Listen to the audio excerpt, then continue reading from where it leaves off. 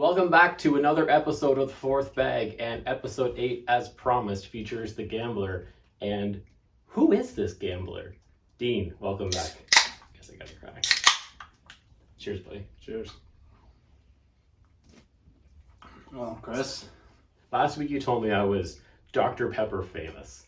And Dean, in the cornhole circles, people know you as the gambler.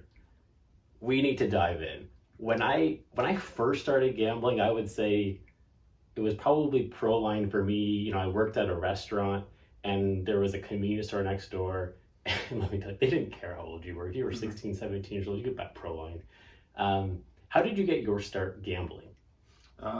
Yeah, pretty much that same way. There were stores that you could bet Proline at age 16 or age 17, so I did that. And back in the day when you were doing Proline, this was before they had all the current things with like props and pools and things like that. That would have been just picking 3 to 5 games against the spread or picking money line winners. It was, yeah, there wasn't money line because you had to win by 4 points or more. Okay. But yeah, there was spread and there was that win by 4 points or more, or win by 8 points at enhanced odds. And so Dean Lang, the 16-year-old kid betting on sports, how much are you betting then? A couple of bucks, $10, $20? Like what are the stakes you're playing at that age? Yeah, I was betting $2, $5, $10, $20 tickets. Do you remember like a really big win? On Proline? No. I don't either.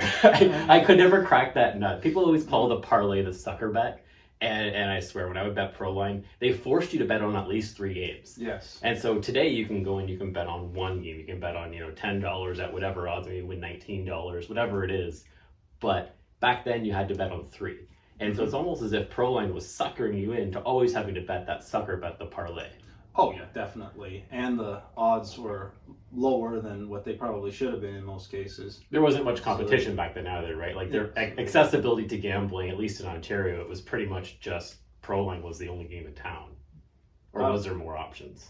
No, I mean, and even internet sportsbooks weren't the thing they are today either. Right. So yeah, I mean, so Proline for that, and then I opened my first online sports account on my 18th birthday, and I got out to a good start in that. Before I knew it, I was betting $100 a game. Really? Oh yeah, yeah. Because I was on a winning streak, and then I kept ratcheting up the unit. And right.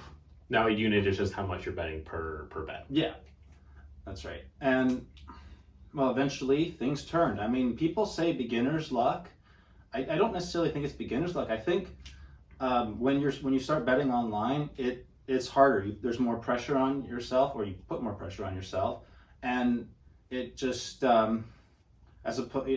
there's the possibility of information overload because you overthink it, and so many things can go wrong once you start actually betting for real, like betting larger amounts of money. Right. But yeah, so before I knew it, I was betting $100 a game, lost all the money I won, and I was. So how do you refuel that tank? What are you doing for a job? What are you doing for a living back then? Back then, well, I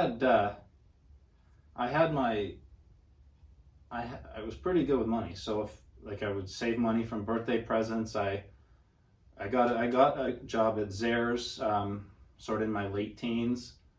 I had a good investment with Sun Life Financial that turned like $2,000 into $6,000. So yeah, so you had access to sort of building up your capital, and then it sounds like you were starting to bet, and you got to certain stakes, you got hot, and then you got cold. And if your bet sizing relative to your bankroll isn't sort of at the right proportion, you go on a cold streak, then you hit rock bottom. Well, and you become broke. Yeah, I mean, I did reduce the amounts as I was losing, but still, I mean, it just. Once I got knocked down, it took me a long time to get back up.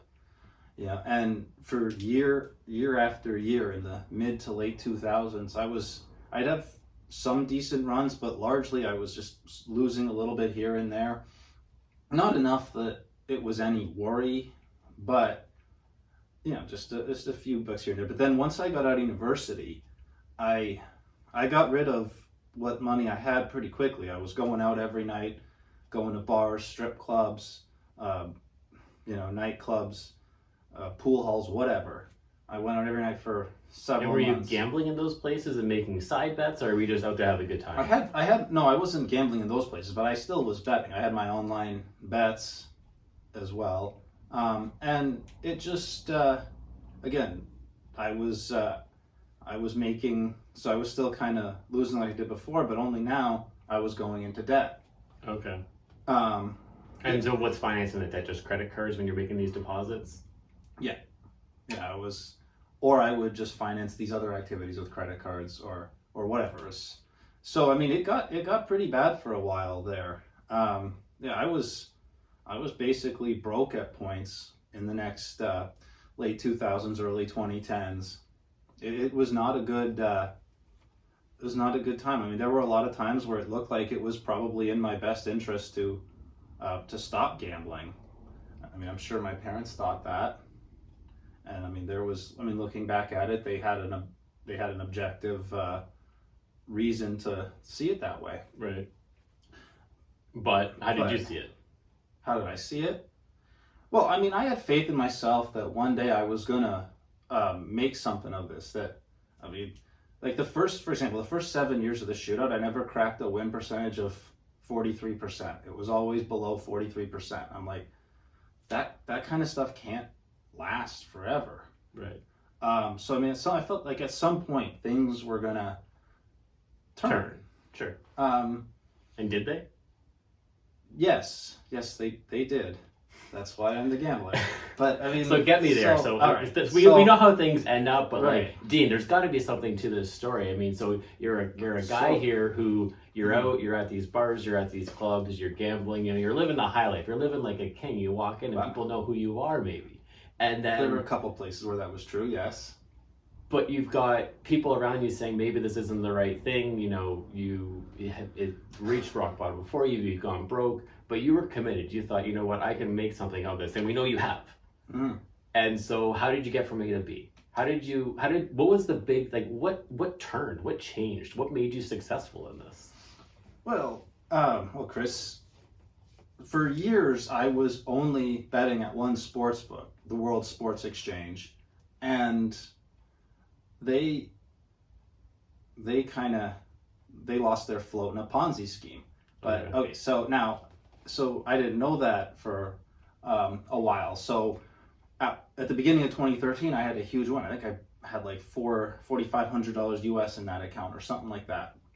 And I tried to withdraw it, and the phone conversation made me uneasy. So I dug in, and I found out that they were in a mess. And if they're in a mess, that basically means they don't have the money to pay you. Yeah.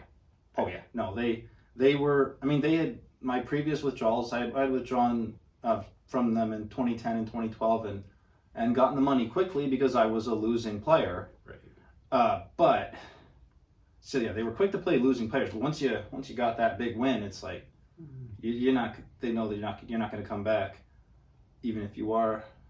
You're not a high priority to pay because you're not a losing player anymore.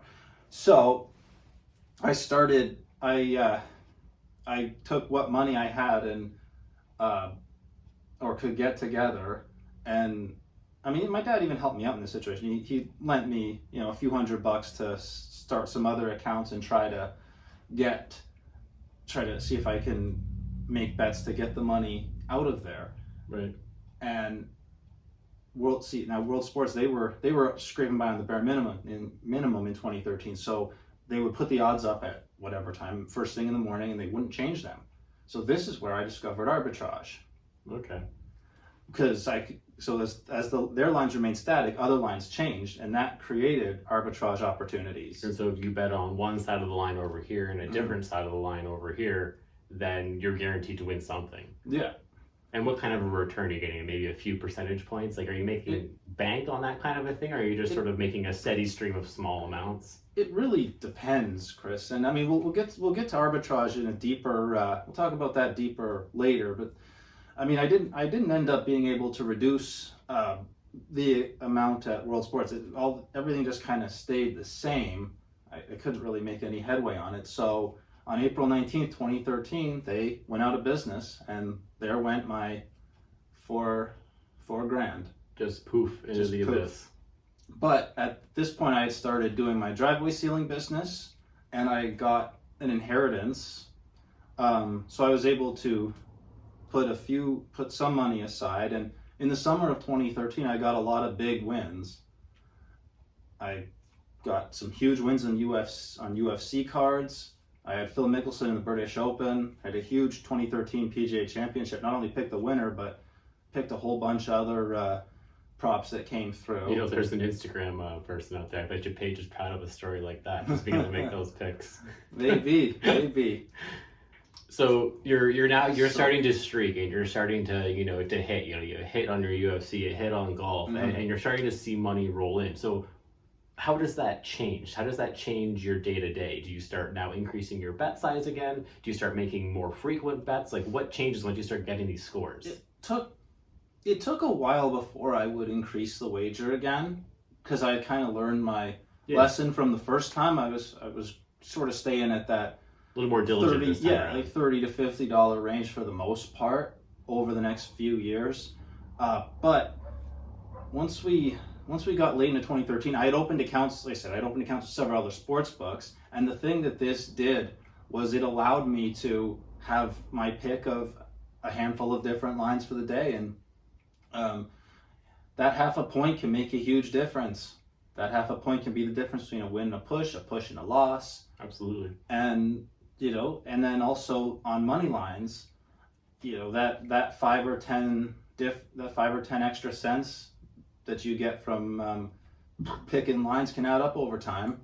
I feel like I'm more of a casual bettor. I have a Fan Duel account. I've got a Bet365 account, and when I'm betting, I'm looking at which promotions are available. Is this person offering you a free no sweat parlay on a Thursday, or is this person giving you a free $10 bet to throw out? And so my focus as a casual gambler has been more so just play the coupons and not really play the odds. And so I feel like you've got a much more critical eye for looking at those odds, and you can shop around.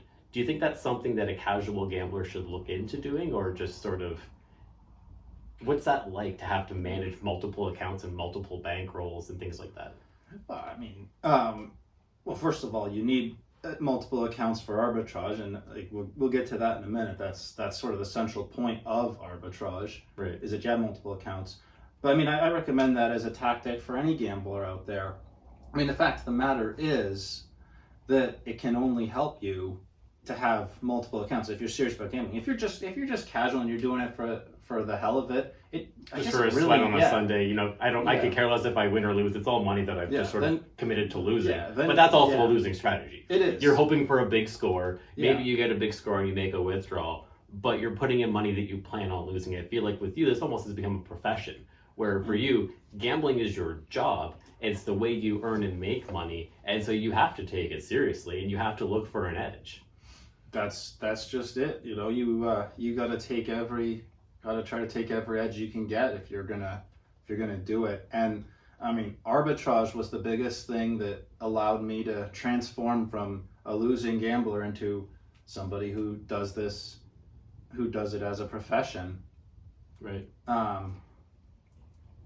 And I mean, arbitrage as a concept is very simple. You need to find two lines that are opposite ends of the same bet, such that you're guaranteed a riskless profit. Okay, so let's break this down. I know on FanDuel, you can use American odds, you can use decimal odds, and I think there's a European odds as well. Yes. And so my brother, he uses American odds exclusively, and I swear by the decimal odds.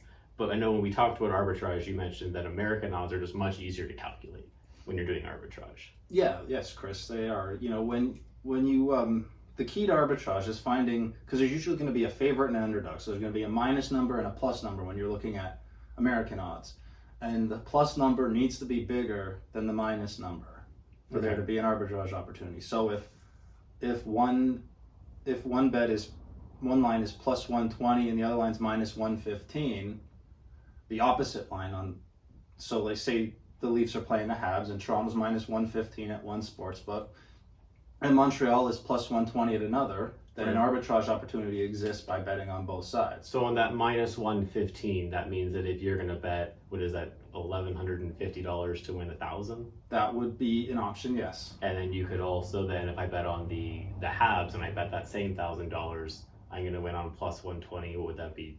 That would be like 1,000 would win you 1,200. Okay. Now then, if you literally bet those, you would have nothing. You would win nothing if the Leafs won, and then you'd win $50 if the Habs won. So the idea is you want to find the amount. Find that sweet amount that guarantees you a tidy profit on both sides. You want to win a profit. Yeah. Ideally, like the same profit no matter what happens. Right. And it's funny because the very first time I learned about arbitrage was in a lecture at Wilfrid Laurier University in the fall of 2007. Okay. It was as applied to stock market, right? But the concept remains. I mean, basically in the stock market, there are rare opportunities where you can buy and sell at a higher price all at the same time. Okay. I mean, they don't last very long, obviously, but those do exist. And I can honestly say, that I learned about my future profession in university. You know what? Most people say that. And the fact, I don't think that the professor at the time would have said, that guy is going to be a professional gambler. He's going to use this lesson. Mm. But cheers to you for using school to figure out a career. That's awesome. Yeah, I mean, I didn't think of arbitrage, and I didn't think of arbitrage as a concept to make money until I needed to start using multiple accounts, and I realized that was a smart strategy for sports betting, period. And then it transformed into arbitrage. And so while you're making these arbitrage bets, are you still making sort of standard bets, and what type of gambling do you do on the day-to-day? Are you picking winners of big tournaments at plus odds, or are you mixing in just daily bets on individual games, parlay bets? Like, what do you do to make your money in this? I mean, I do a little bit of everything. I'll do individual winners against the spread, money lines. I really bet just about not every sport, but I'll bet football, baseball, hockey, basketball, golf. What's your favorite time of the year as it relates to the events that you're betting on? Like, what do you look forward to the most in a calendar year? What types of events really get you up? I don't know. That's really hard to say. You just like everything. I mean, you like whatever's on TV today. When I'm gambling and I'm betting, I look to see what's on TV and I say, oh, the Jays are on today. You know what? I want to watch the Jays game, so I'm going to throw $5 on something, and then it gives me a purpose to watch it, and I watch it with an intent eye. That's the casual gambler. Right. The business gambler in you, do you watch your bets and do you sweat them, or do you just set it and forget it? Or are you doing live betting? Well, I mean, generally speaking, I do pre-game bets and I watch them when I can, and if I'm off doing something else, then I might check the scores every once in a while, but I don't keep a keen eye on them per se. So something else, like let's say cornhole, you're at the World Championships for a bulk of the time. Yes. And were you betting? Were you actively working during that time? I was placing bets. Yes. Were you profitable that week, would you say? I mean, that week off of the sports betting itself, I had a bad week. I mean, I had a good week right before we left. I mean, culminating with SummerSlam, as we talked about in the last episode.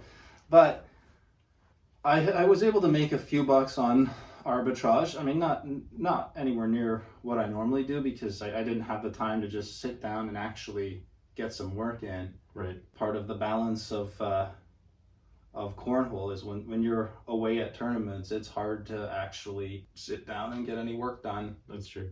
So then the gambler in cornhole, you've got yourself on these bags, and these bags are made by All Cornhole. So tell me about how this caricature ends up on a bag, and how you're tossing bags with your face on them. Well, I was on TV against Ryan Windsor. I remember that match, NBC Sports Network. That was the Myrtle Beach one. Beach? That was this one, wasn't it? Yeah, Maudlin. That was Maudlin who was doing that, yes. Right. Yeah, New Year's Eve.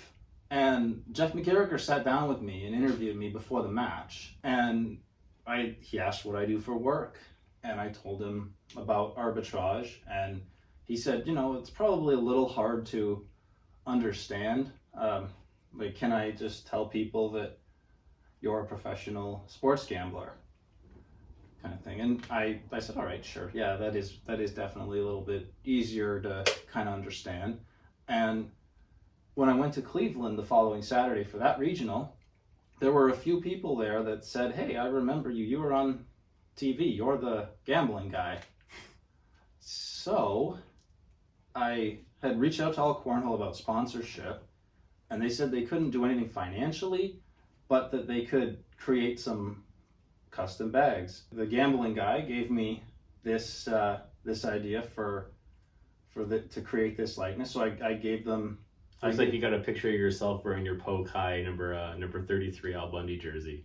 Yes. Yeah, it's subtle there, but I know it's there. I know that jersey. I definitely do. I think you might have been wearing that jersey at one of your earliest wins at Edelweiss. Yes. Yeah. That's right. That one goes down into cornhole folklore for me. I actually used that reference this past weekend. My baseball team we were losing in a game, and the Red Blacks. I went out and I said, guys, Al Bundy once scored 4 touchdowns in one game. We can get 4 runs in this one inning. And it was just a way to lighten the mood, right? And I feel like that's, sometimes for me, I'm wearing a cowboy hat and a Pikachu onesie. I go to a tournament and I wear that. And somebody says, who is this? And I'm like, oh, I'm just a guy wearing a onesie. Okay, you're going to be onesie guy.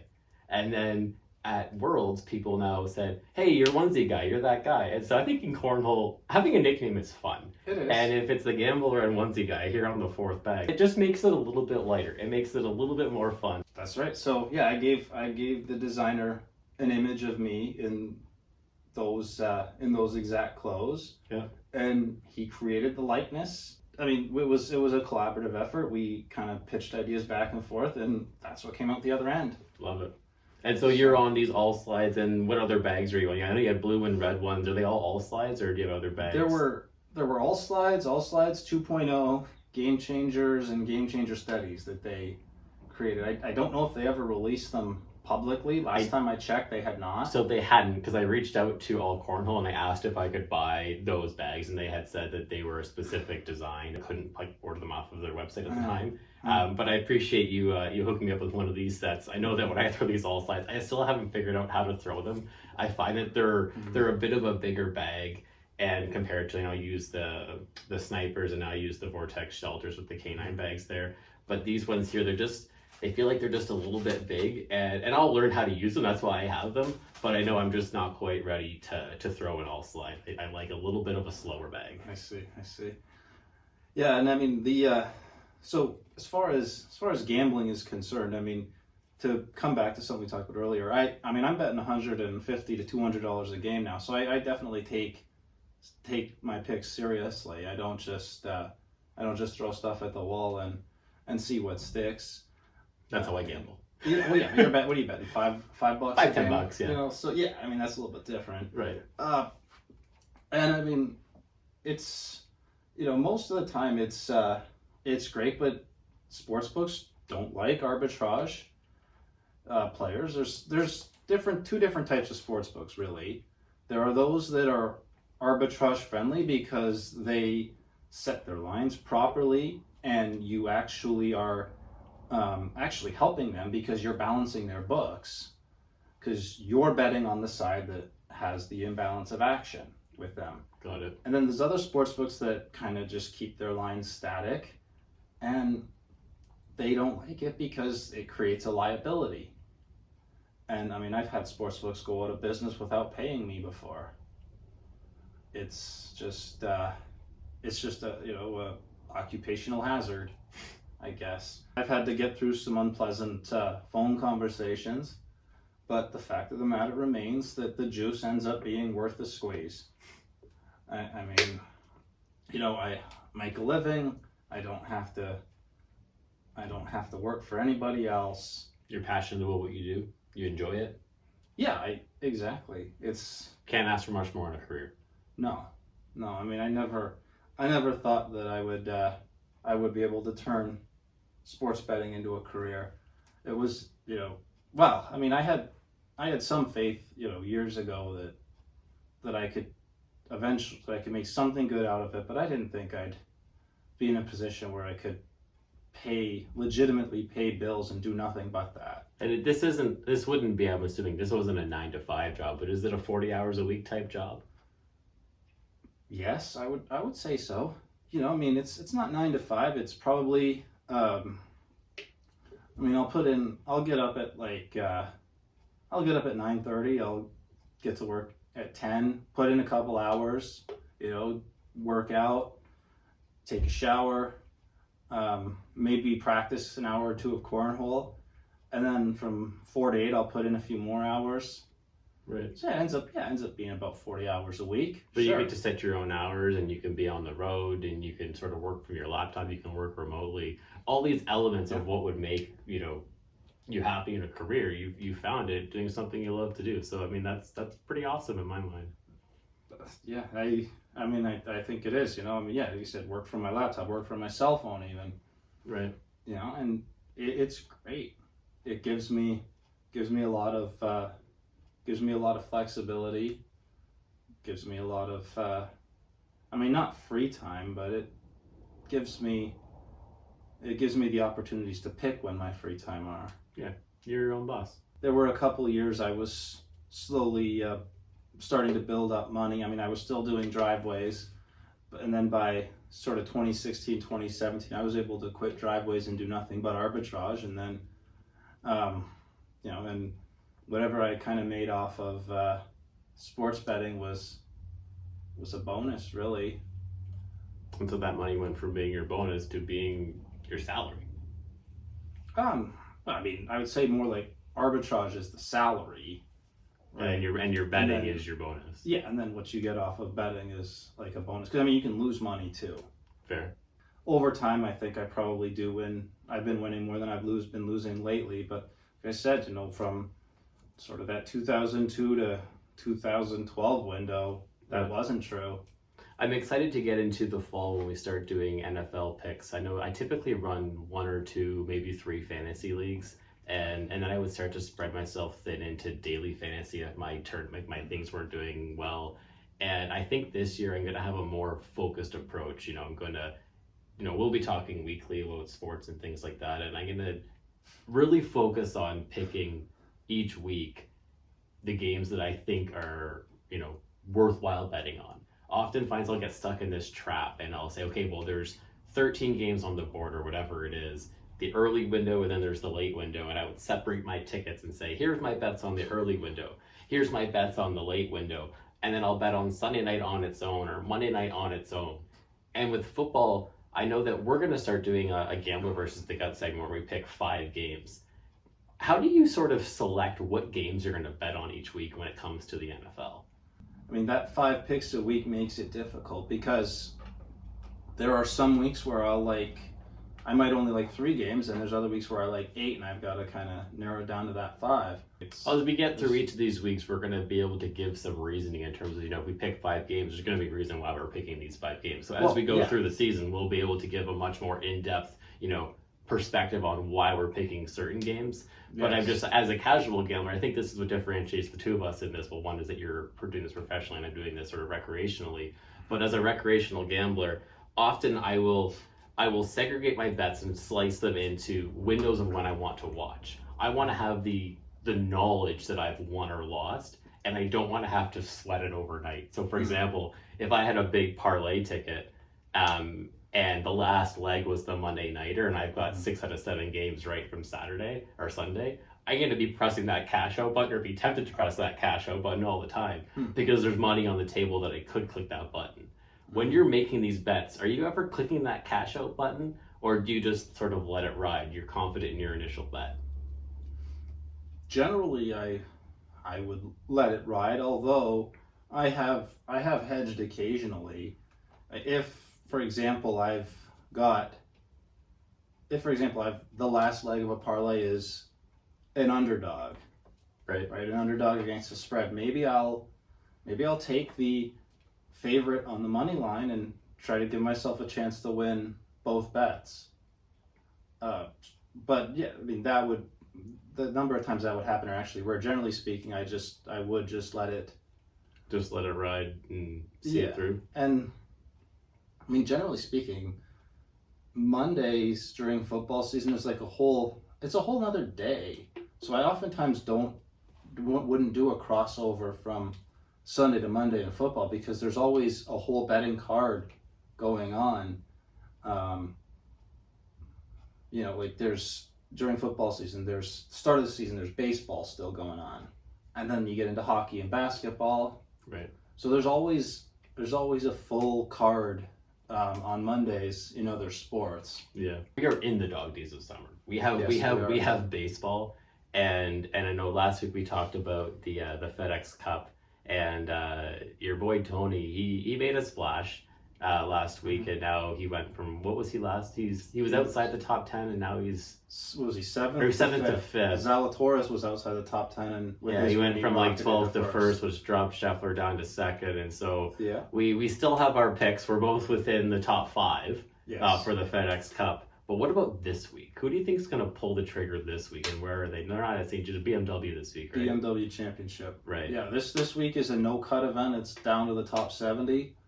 I'm gonna take Rory McIlroy to rebound from missing the cut last week. Okay. Scotty Scheffler, tried and tested. Why not? I went through the list and I thought to myself, I've already committed myself to Scheffler winning this whole thing. Mm-hmm. And what better way to go out than by winning the last 2 tournaments? So I'll take my $10 bet and I'll put it on Scheffler to win. It'd probably be like 12 to 1 or 13 to 1 or maybe 10 to 1, somewhere in that range. And so I'll throw my money on that. Maybe I'll be $100 richer next time.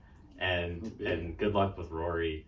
With football season coming, with us doing this more regularly, I think a quick 30 minutes seems to be an appropriate amount of time for a show. What do you think?